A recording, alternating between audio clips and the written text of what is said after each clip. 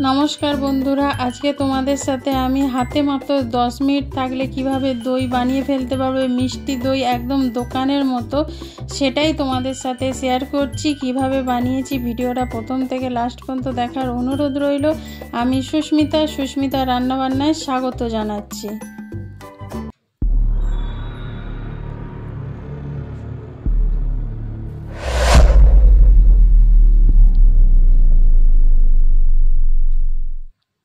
এখানে সসপ্যানের মধ্যে আমি 500 জল দিয়েছি।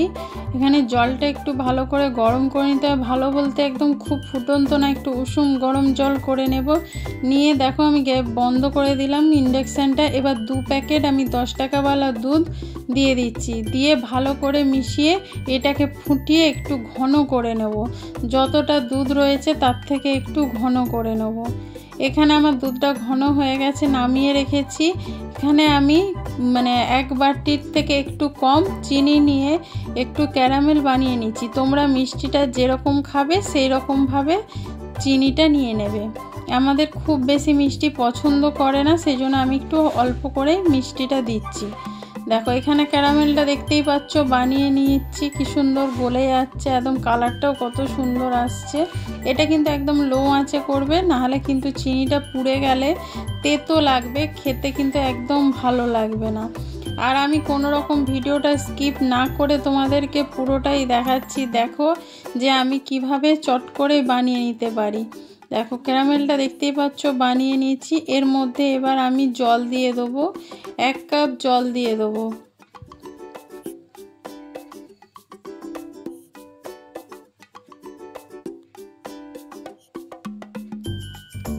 এখানে 1 কাপ জল দিয়ে দিলাম। জল দেওয়ার ফলে এইটা না একটু জমে যাবে, তো ভয়ের কিছু নেই।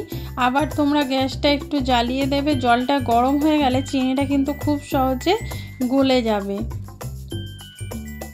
তবে এটা বন্ধ করে জলটা দেবে, নাহলে না সেই চরচর করে উঠবে। অনেক সময় হাতে ছিটকায় ঠিক মতো আমরা না করতে পারলে তখন চিনিটা একদম পুড়ে যাবে।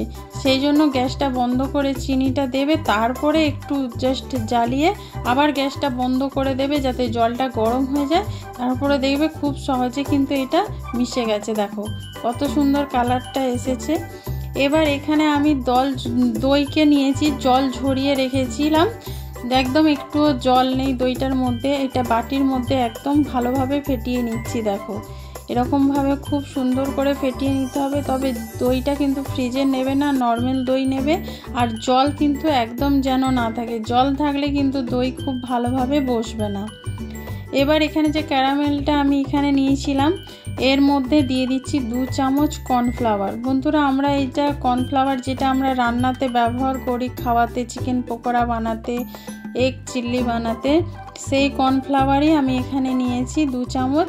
এবার এই ক্যারামেলের যে বানিয়ে রেখেছিলাম তার সাথে ভালোভাবে মিশিয়ে দিচ্ছি। দেখো এইভাবে মিশিয়ে দেবে। প্রথমটা একটু জমে যায়, অসুবিধা হয়, তারপরে এরকম নাড়তে খুব সুন্দরভাবে কিন্তু এটা মিশে যাবে। দেখো খুব সুন্দরভাবে মিশে গেল। তোমাদেরকে আমি তুলে দেখিয়ে দিচ্ছি। দেখো এবার এখানে দইয়ের বাটিটা নিয়েছি। দইয়ের বাটির মধ্যে ওই ক্যারামেলের যে জলটা সেটা আমি ঢেলে দেবো।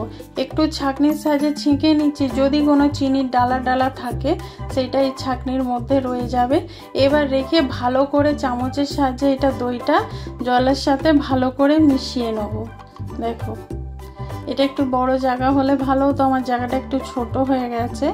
তোমরা একটু বড় জায়গায় করবে, তাহলে মিশাতে একটু খুব সুবিধা হবে। আমাকে আস্তে আস্তে করতে হচ্ছিল। দেখো খুব ভালোভাবে কিন্তু এটা মিশে যাবে, আর কালারটাও খুব সুন্দর আসবে। তোমরা যেরকম ডিপ করতে চাও সেরকম ডিপ ক্যারামেলটার কালারটা বানাবে। এবার দইটার মধ্যে আমি এই মিশ্রণটা, এই দুধটার মধ্যে এই দইটা ঢেলে দিলাম। দেখো এবার দইটা আর দুধটা ভালো করে মিশিয়ে নিচ্ছি। তোমরা দেখতেই পাচ্ছ আমার প্রথমে একটু বলাতে মিস্টেক হয়েছিল, যে দুধটার মধ্যে দইটা আমি দিয়ে ভালো করে মিশিয়ে নিচ্ছি। এবার আমি একটা ডেকচি নিয়েছি, এইটা ভালো করে পরিষ্কার করে নিয়েছি। এর মধ্যে আমি দইটা বসাবো, সেই জন্য দুধটা এর মধ্যে দিয়ে দিলাম। দিয়ে এবার আমি এখানে ইন্ডাকশানের মধ্যে একটা গামলা নিয়েছি, তার মধ্যে জল দিয়েছি। জলটা যখন গরম হয়ে যাবে তখন আমি দুধটা বসিয়ে দেবো। এবার লো আঁচে এটাকে চাপা দিয়ে 20 মিনিট একদম চাপা দিয়ে রাখবো। 20 মিনিট একদম ভাপে এটা আমি বানিয়ে নেবো। দেখো 20 মিনিট পর দেখাচ্ছি, কত সুন্দর জমে গেছে, দেখতেই পাচ্ছ। এখন এটা গরম আছে, ঠান্ডা হয়ে গেলে তারপরে তোমরা খেতে পারো বা ফ্রিজেও রেখে দিতে পারো। দেখো কত সুন্দর ফেটে ফেটে গেছে, তার মানে এটা বোঝা যাচ্ছে যে খুব সুন্দরভাবে দইটা জমে গেছে। ভালোভাবে না জমে গেলে ওপরটা এরকম ফাটা থাকতো না। এবার আমি ফ্রিজ থেকে বের করে তোমাদেরকে দেখাচ্ছি, দেখো কত সুন্দর জমে গেছে। এবার তোমাদের বিশ্বাস না হলে আমি কেটেও তোমাদেরকে দেখিয়ে দিচ্ছি যে কত সুন্দর পিস পিস করে উঠে যাচ্ছে। দেখো কত সুন্দর পিস পিস করে উঠে যাচ্ছে, দেখতেই পাচ্ছ। একদম চামচে করে তোমাদের সামনেই আমি দেখিয়ে দিচ্ছি। তাহলে যখন ইচ্ছে দই খেতে ইচ্ছে হলে তোমরা চট করে কিন্তু এইভাবে বানিয়ে ফেলতে পারো। আর এই ভিডিওটা যদি ভালো লেগে থাকে তাহলে লাইক কমেন্ট শেয়ার করো। নতুন বন্ধু যারা দেখছো চ্যানেলটা সাবস্ক্রাইব করে বেল আইকনটা ক্লিক করে দিও। যারা ফেসবুক থেকে দেখছো তারা পেজটা ফলো করে দিও। Thank you.